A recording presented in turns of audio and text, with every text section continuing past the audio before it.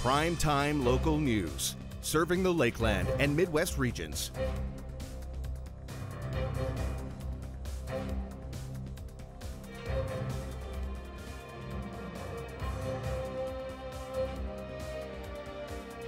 Dairy Queen's yearly Miracle Treat Day is coming up next week. Our Abby St. John has more on the day and how their pre-orders work.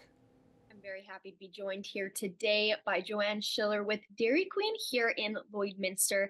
And it's a very exciting topic today. Miracle Treat Day is coming up on August 10th. Thank you so much for joining me today. Yeah, you're welcome. I'm excited for this day and for this to get out. Yes, I'm sure a lot of people are very excited for this day as well. Can you just tell me a little bit about what Miracle Treat Day is that Dairy Queen puts on every year? It's we put it on every year. It's blizzards. We sell blizzards, and the net proceeds of those blizzards go to the Stollery Children's Hospital in Edmonton from our store. And we all know people who have had children go to the Stollery, so it's a big day for us. And we have other things that help to supplement that, like roundup days where you round up your change. You know, we try to give as much as we can. Dairy Queen is definitely a business that has done a lot of charity work, especially with the Stollery Children's Hospital. When you always think of a Miracle Treat Day, you think of the Stollery and all the proceeds that goes towards it. Now, with our location here, you offer pre-orders, but there are some conditions to those pre-orders, and they're available now for businesses. So can you tell me a little bit about the pre-orders and that you offer and the kind of guidelines that you have in place? Yeah, we have, we're allowing businesses always do pre-orders. They can get a hold of us at dqlloydcmn@gmail.com to get an order form. And on that order form, it lists a bunch of things that you need to do. And we'd like a minimum of 15. And we can do, if it's more than 15, we do delivery. But most people pick it up. Yeah. We're looking at August 7th and 8th to get these in so we know what we're up against. Yes, for sure. You don't want to have a last minute order of 30 blizzards. Well, last year, we had about 50 on last minute. We'll never refuse any. That's perfect and so awesome. And, you know, of course, it's just going to be blizzards all day. You're probably going to get sick of making them for people. But is it any type of blizzard on the menu, or are there specific ones that are involved in this? Any blizzard, any size. We're not distinguishing anything. We're giving money from every blizzard. So, yeah. Well, that's perfect. Now, is there anything else that you would like to add that I may have missed in regards to the day and what people should know? We will have a Miracle Treat child coming here from 11 to 1. She will be here. We haven't met her yet, so we're excited about that. It helps to bring people to know somebody in the community who has gone to the Stollery. So she will be here. We're excited about that. And we have to give a big shout out to the local community and businesses who have helped to make this a success. Like, we have looked at, this is our 21st year. In 20 years, we have raised over $220,000. I think it's amazing, and I think it's sweet that you'll have someone from the Stollery come into Dairy Queen on the day. I think it's going to be a fantastic day, just like every year. I think a lot of people get very, very excited for Miracle Treat Day. So thank you so much for joining me, and I'm looking forward to seeing how successful this year's Miracle Treat Day is for you here in Lloyd. All right. Thank you very much.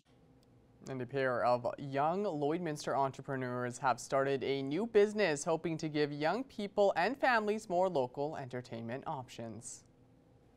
I'm joined today here on Primetime Local News by Evie. He's a co-founder of a new business here in Lloydminster, Dojo Social Club. So I'm excited to have you here in studio. Thanks for coming in today. Well, I'm really excited to be here, Jace. Yeah, and I'm excited to talk about this new business because I've kind of been heard a little bit about it, keeping my looking at it, seeing what's going on. So I'll give you an opportunity to kind of take us through what Dojo Social Club is, because it's kind of a unique idea for business. Yeah, no, for sure. So we're actually the city's first and only ever private karaoke room business. And so we have 3 rooms available from a small, medium to large to kind of fit everyone's needs for a karaoke night and things like that. And on top of that, we have a ping pong lounge. All of our equipment is competition grade. And we also have a private video game room for the kids with all the latest consoles and gaming experiences available, which is really nice. So we just wanted to really create a place so that, you know, teenagers and, you know, kids and their families can kind of go out and do something that's a little bit out of the usual from this town, outside Yeah. from the old school choices, something a little more modern, a little breath of fresh air there. A new choice for fun, it seems like. Definitely a new choice. That's awesome. So talk to me a little bit about the idea of how this got started, because like how much work did you have to put into it? You're a co-founder as well, so there was a group of you guys that were working on this. It's a really interesting story. We originally wanted to be a ping pong social house, and then we realized we needed more options, so we're like, okay, let's add karaoke. Everyone loves karaoke, right? Yeah. And then some video games so that, you know, kids can have something to do while the adults are doing something else. And the amount of work it took to actually put it all together was always exciting. That's one way we can say. Yeah. It took us, I think, about 6 months to do it all together. All the construction was on our own, and we of course had some professional help where it was required, but that's kind of the bulk of the work that we had to put into it, was just ourselves. And is this your first business, or have you been doing some stuff in the past as well? For myself, this, I guess, technically is my second business venture. My first being my photography business, or I guess my little career doing photography and a little bit of videography here and there for weddings as a second shooter. But coming into this is my first ever physical business. Yeah, and brick and mortar store. So it's exciting to see that that's up here in Lloydminster. Now you're saying teens, talked a lot about teens, talked about families too. So is this something that families can go together, teens just themselves, or is it kind of just there's something for everyone? There's pretty much something for everyone that they can do, but we're primarily wanting to have something for teens to do, because myself growing up in Lloyd didn't really have much else other than just sitting in Walmart's parking lot. So Once you get to a certain age, there's not a lot of options of things to do, hey? exactly, it felt like a massive gap. So it's nice to finally fulfill that and offer up something to the rest of Lloydminster that doesn't have much else. And so you opened in June. How have things been so far, just a couple months into your business? Yeah, we opened up on June 29th, so we're just about a month now, and it's going surprisingly good, like a lot better than I thought it would be. We're already getting reservations for parties, birthdays. Just recently we had a bachelor and bachelorette party, which is always Awesome. exciting to see. So I'm really looking forward to figuring out what else we can do for other groups of people. Hopefully corporate events and things like that is in the books for us. So people can book private events to do their own thing there, but then also people can just come in during certain hours as well. So can you kind of talk through how that works? Yeah, so just recently we changed our hours to be open to the public from 5 till 10 p.m. Monday to Thursday, or Friday till Sunday, 5 to midnight. Those are our open hours for walk-ins and things like that. So if you're looking for something to do just on a whim with your friends, you can just walk in without having to put in a reservation, although we do recommend it, and you can just have a good time with us for the rest of your night. Although we are available for reservations and bookings throughout the day from noon up until closing time. So yeah, customers still have a lot of time to figure out what they want to do even before our opening hours. That's awesome. And just let us know where you guys are located as well. So just for reference, for a lot of you people, it's right beside the Sticks. So we're shoved in the middle of the Sticks and Dark Hour Inc. That's where you can find us. Yeah, I'm sure a lot of people know where that is in Lloydminster. And yeah, so if people want to check you out, they can head down there during your guys' hours of operations, drop in and check stuff out. Just plug your social media as well. So you can find us on Facebook at Dojo Social Club, and then on Instagram at Dojo Social Club YLL. That's Lloydminster's airport code. Awesome. Well, Ibi, thank you so much for coming in here and talking with us a little bit about your business. Super exciting to see how it's going just a little over a month, I guess, into operations. And I wish you guys the best of luck, and hopefully things grow from here. Thank you so much, Jace. Awesome. Thanks again. Well, Shelby's here now for a look at weather, but Dojo Social Club looks like a super fun business here in town. As we were watching, we were just saying we were going to have to check that out. Yeah, I think so. Yeah. It seems like, you know, different ages and stuff, a lot of variety of activities, so a nice entertainment option here in town. Of course, and it's always nice to have entertainment options in a small city like this. Yeah. You know, you got a lot of different options for people to get out there and have fun. So I'm glad that it's kind of expanding and we're getting more and more spots. And everybody loves everybody loves the things they got involved in there too. I think we're gonna have to definitely check it out, and everybody else should too, because that could sounds be a like story a great time. as well down the road. Maybe go there in person, Yeah, right? yeah. So stay tuned. Maybe we'll have a little bit more on it. We'll see. But now let's go take a first look at your weather forecast. So right now here in the border city, we are seeing a beautiful day today, I would say. We are just sitting at 25, so we are kind of continuing on with those mid-20 temperatures. So right now we're just sitting at 25 and looking at a mixture of some sun and cloud. And of course, if you stepped outside whatsoever, we have been seeing a lot more sun peeking behind those clouds. So definitely kind of a scorcher today. We are seeing a beautiful day, so hopefully everybody's enjoying it, but also staying safe, drinking lots of water, and using that sunscreen if you are going to be outside in the sun whatsoever. Going over to temperatures across the region for Alberta and Saskatchewan. On our Alberta side, most spots are just sitting at those mid-20s as well. So we haven't warmed up by too much in some of these areas as we have been going on through the week. Down a bit lower, they are still seeing the nicest conditions there, with Provost just sitting at 27 degrees. The rest are just around 22 to 23. So we are kind of slightly cooling down from what we saw for the past couple days.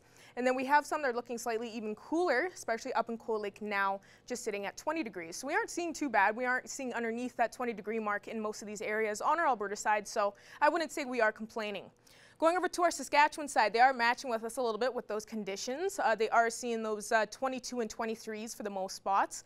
Up a little bit higher, slightly cooler in Isle Cross at 21 degrees. And we go a bit lower and they start to see some scorchers. We're looking at 28 down in Maidstone and Macklin, and over in North Battleford at 32 degrees. So North Battleford is seeing a scorcher, and of course we have that heat warning in place in these areas too on our Saskatchewan side. So please make sure you are staying safe. North Battleford will be going down to a low of 11 for their evening low temperatures, so they will be looking at those double digits for the evening. They are expecting more of a calm and clear night. They aren't going to be seeing a high chance of precipitation, unfortunately, because I know that would help balance out that dry heat. And then for their Friday, looking at a daytime high of 26, so they will be cooling down from that 32-degree mark from what they're just sitting at right now. They will be seeing more of a mild day with those mid-20s for tomorrow, and expecting another sunny day, so that will be nice. Cold Lake will be going down to a low of 12, so they will be looking at those double digits for the evening tonight, so expecting another warm evening and expecting a clear and calm night. They won't be seeing a high chance of rainfall, unfortunately. Then for their Friday, looking at a daytime high of 25 as they start off the weekend, and they are expecting a pleasant day with lots of sunshine, so make sure to have that sunscreen ready if you're going to be outside. And for us here in the border city, we will be going down to a low of 11. So we will be looking at those double digits for tonight as we kind of head into our Friday. So we will be expecting a beautiful evening. And then for our Friday, we will be looking at a daytime high of 25 as we head off into the weekend. And we are expecting plenty of sunshine. So we do have a beautiful day expected for our Friday. So be prepared. And now ending off with looking at some of your weather photo submissions. Thank you to everyone that submitted once again. Love to see it. This is a gorgeous one from Shauna, thank you. Love to see the clouds in the sky there. This one is Kid Scotty, thank you Christine for this gorgeous shot. Love to see the pink. Jace Mackey, woo! Once again, thank you for this one. And here we go, round two for me. There it is, Buck Lake. This is the better shot. Sorry about yesterday once again. That's all I have for now for first look at your weather forecast. Beautiful shot, Shelby. Love the redemption on that. Good job with that photo. After the break, is Alberta giving up on a new provincial police force? That's next.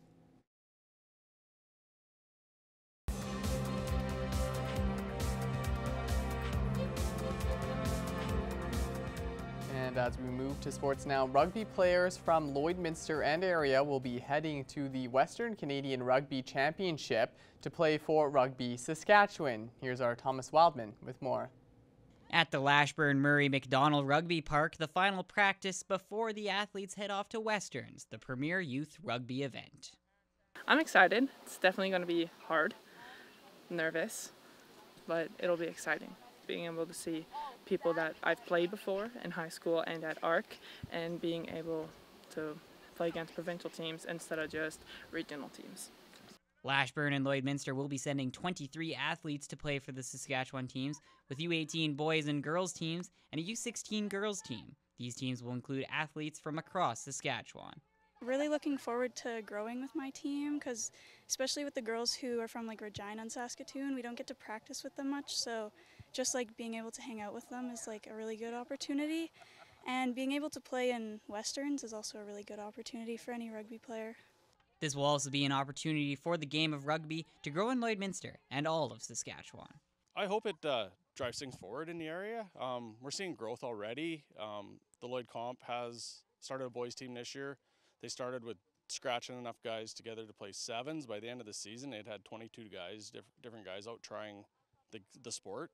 So that looks good for next year. The Holy Rosary has just started a boys team this year, so they had just enough to make a sevens team as well.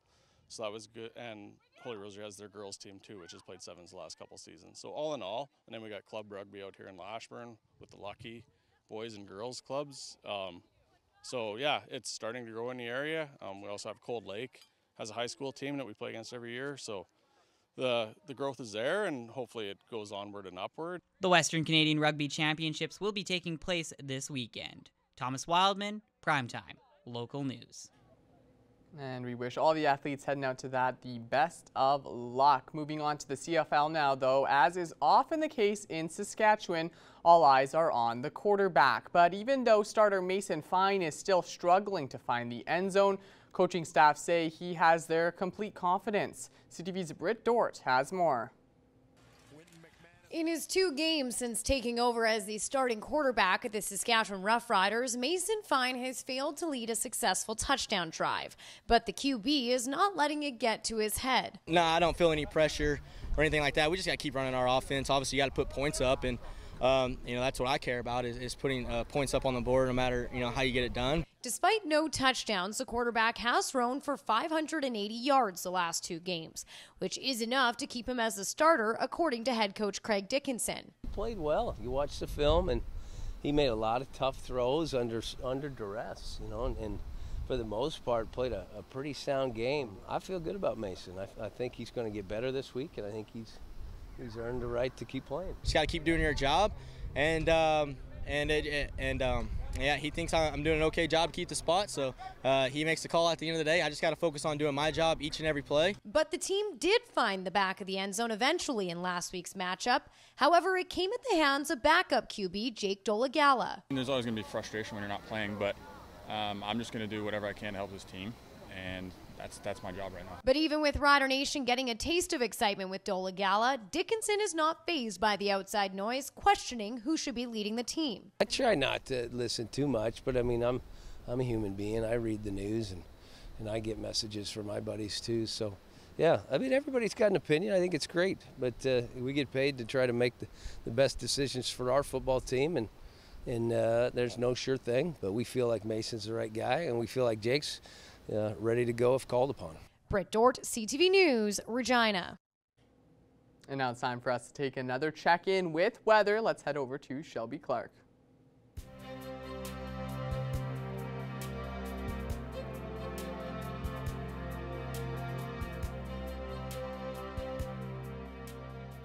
Thanks so much again there, Mr. Jace Mackey. Yes, now taking an extended look at your weather forecast. So we'll be starting off with our central zone of the provinces, and we have cooled down slightly in some of these areas than what we have been seeing for the past few days. Others are still sitting at those mid-20s on our Alberta side, like here in the border city at 24. Then we have 26 over in Jasper, as they are looking at the warmest condition on our Alberta side, and most of them are just sitting around 21 to 22.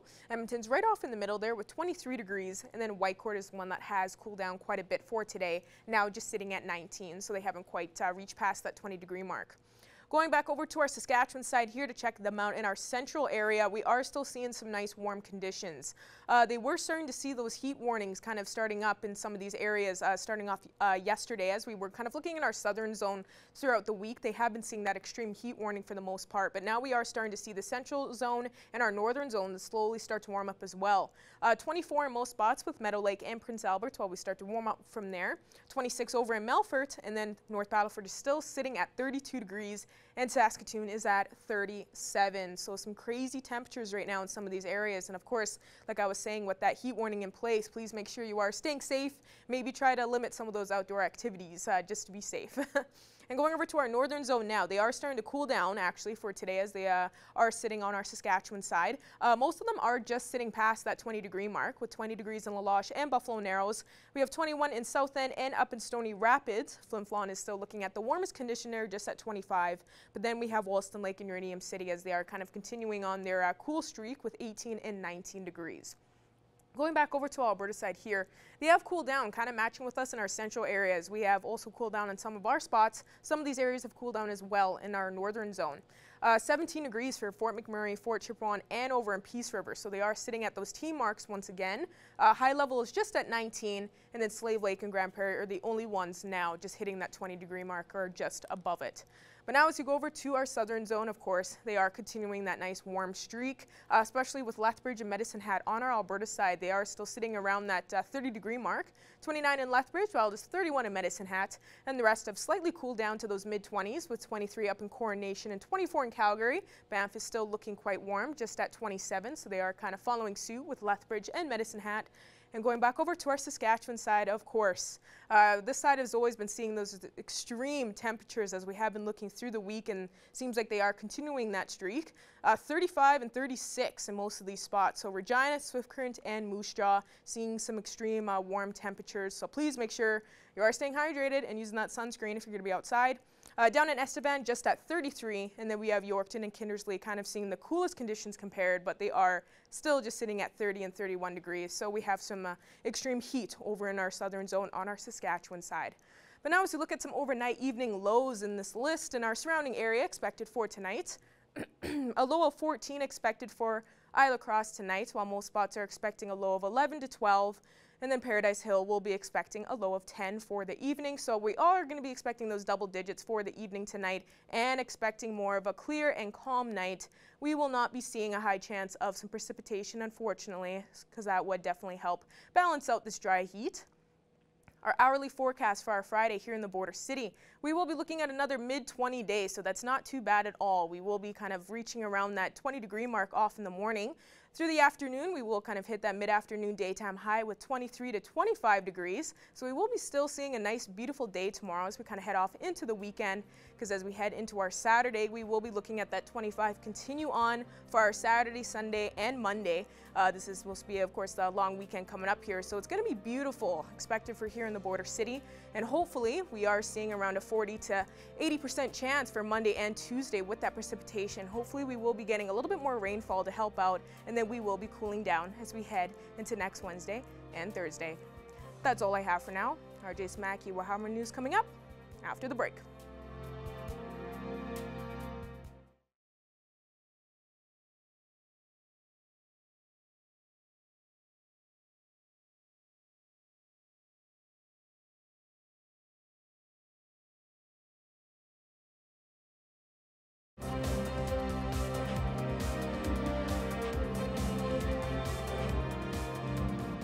Today for Primetime Local News, I'm joined by David, who is the owner of Bozer's Greenhouse and Corn Maze.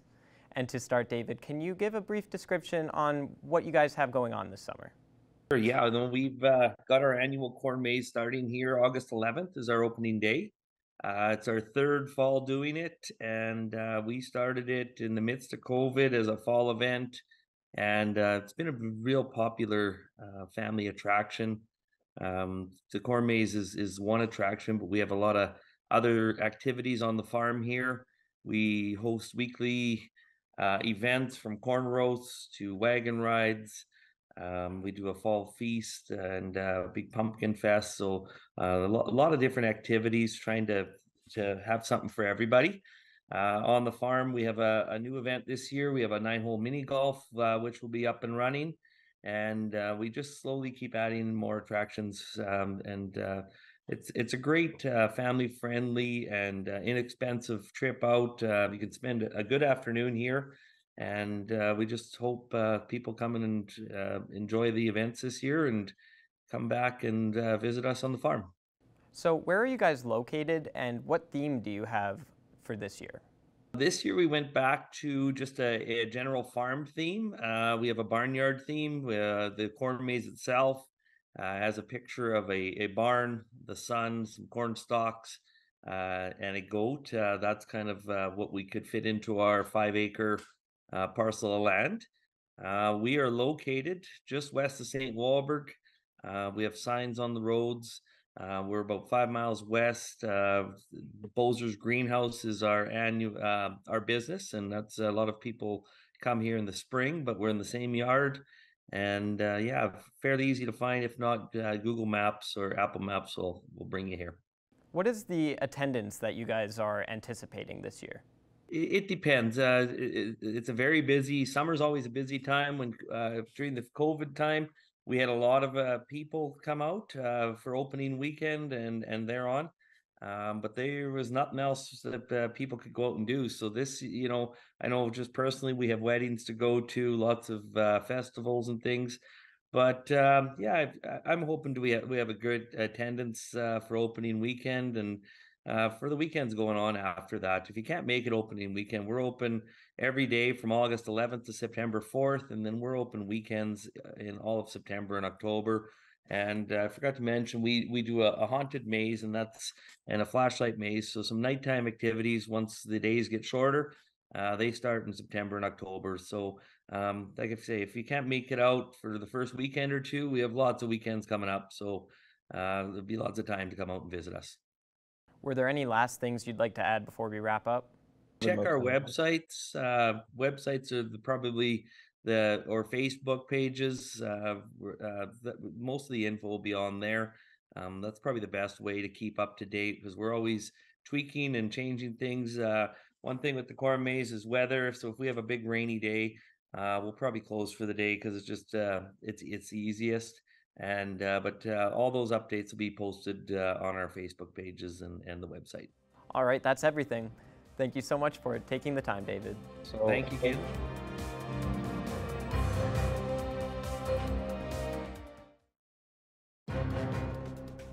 Furniture set and design supplied by Furniture Gallery, downtown Lloydminster. Joining us today for Primetime Local News is Caleb Sunderland with the Sunderland Corn Maze. Thank you so much for joining us today, Caleb. Well, thanks for having me, Shelby.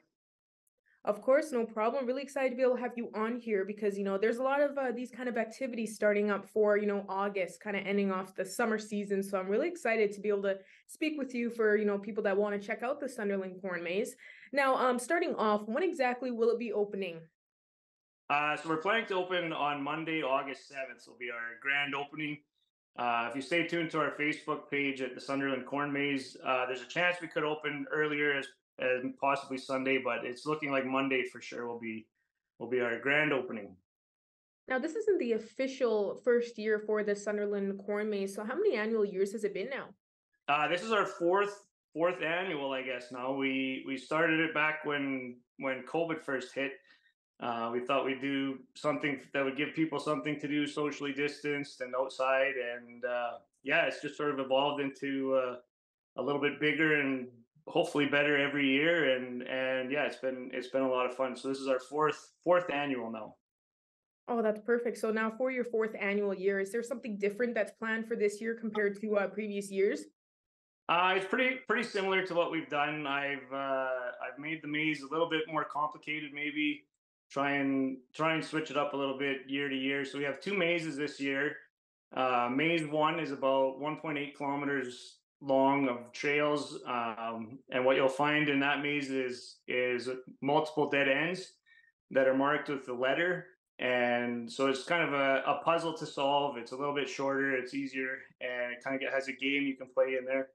Our second maze is 5.8 kilometers of trail. If you take all the right paths, it'll probably get out in about 2.5. And that's just a straight, see if you can make it through and get out the other side maze. So hopefully there's something for everyone and an afternoon of fun for whoever wants to check it out. Now, with those first first 3 annual years, how was that support from residents? Did you see a good response and a lot of people show up?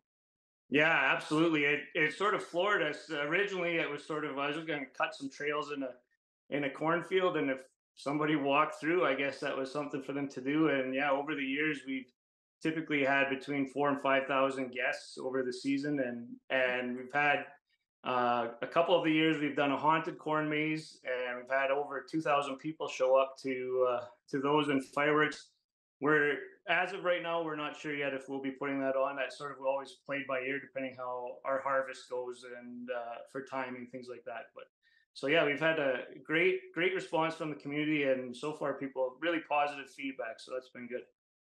Oh, that's really amazing to hear how strong that response has been, especially with the haunted aspect. I think that's a genius idea for all the Halloween lovers out there. So that's really awesome. Now for your family now, it's called a Sunderland Corn Maze. What really inspired you guys to want to start this up?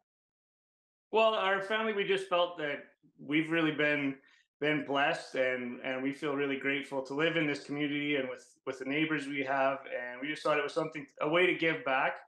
And it's morphed into something more than we even anticipated, where surrounding communities and actually have people from all over the world have visited the corn maze. And it's really neat for us to get to meet these people and see the smiles on their faces as they go through. So last year we had a couple from Poland actually had decided to do a cross Canada trip. They landed in Atlantic Canada, rented a car, drove across the country, and somehow they found their way to our maze. And so it's been pretty neat to meet so many people. So it's been really exciting, and yeah, we always want to make sure that this is a free event, so people are more than welcome to come out, and they don't feel pressure to donate or pay for anything. And it's pretty exciting to see young families that are looking for an affordable activity, or perhaps grandparents that are really want to take their grandkids somewhere that's safe and fun, and it's completely free and affordable. So hopefully it's a way for us to give back to the community that we felt so blessed. So that's the genesis of why we started it, and it's been a success, we feel, so far.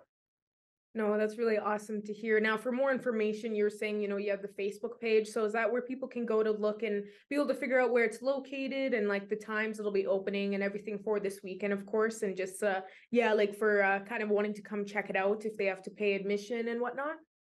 Absolutely, yeah. If you just stay tuned to our Facebook page, we keep things updated with, sometimes there's weather related issues why we have to close if it's too muddy or a storm or things like that. But otherwise, we're typically open sun up till sundown every day, 24 or not 24, sun up to sundown, 7 days a week. And so just come on out whenever. And we've had different youth groups and organizations like that contact us and book a time to bring their youth groups out, and it's worked out really well. So it's something we feel is really, really fun for us to get to see the smiles on people's faces. So it's exciting for us to see people using it, and hopefully it's something for everyone to find something to do this summer where they feel like they're welcome, because everybody's welcome. It doesn't matter who you are, we want you here to enjoy the maze with us. So it's kind of a fun community event, we hope. Perfect. It does sound like a great time. So once again, thank you so much for joining us today, Caleb. I think you'll be seeing a strong response, and good luck on opening weekend. Awesome. Thank you very much, Shelby. It's fun to see those 2 corn mazes here in our area, so definitely some fun things to do in this last month Lots of of summer. lots of options for people to go and check out. As you can see, we had a corn maze segment there. Yeah, 2 of them. Gotta love it. Nice to see both of those in our region, but it's time for us to end the show with some entertainment news. We have some big news to bring you now. Taylor Swift's Eras Tour will finally be coming to Canada. Finally! Yeah, it's been a while. This has been quite a story here. Taylor Swift, she just added 15 more tour dates, 6 of them which will be all in Toronto at the Rogers Centre. Canadian Swifties have been openly pleading with the pop star to come here to Canada, including a post from Prime Minister Justin Trudeau. I remember seeing this. That's he got amazing. in her replies there. Tickets go on sale August 9th, and dates for the concert will be in November of 2024. but fans can log on to register for ticket sales now. So that's over a year away. Yeah, I think a lot of people are going to be very impatient to wanting to get tickets once they find out this news, you know. I think they really want to already get their tickets ready, and they're probably very excited to know that she's coming to Canada. But I think 6 tour dates in Toronto, I think it should be 6 tour dates here at the Vic Juba. She's got to sell a lot more than 6 to make the money of what's going to be at the Rogers. Yeah, but that's awesome. That's good to hear. Yeah. The Swifties are probably very happy. But I do think it's an interesting point of why all in Toronto, you know, like bring something out here to the west. Edmonton has a big stadium, Exactly. Vancouver does as well. So kind of spread the love around Canada, Taylor. What's going on? I don't understand this beef. Took her this long to even come to Canada. How dare you? I don't like the disrespect. That's all the time we have, though, for this edition of Primetime Local News. Have a great night. We'll be back here again tomorrow. See you then. Bye-bye.